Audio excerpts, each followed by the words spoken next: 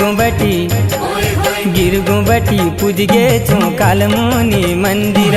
गिरगुम्बटी पुजगे छौँ कालमुनि मन्दिर पुजगे छौँ बेटुली थारमा पुजगे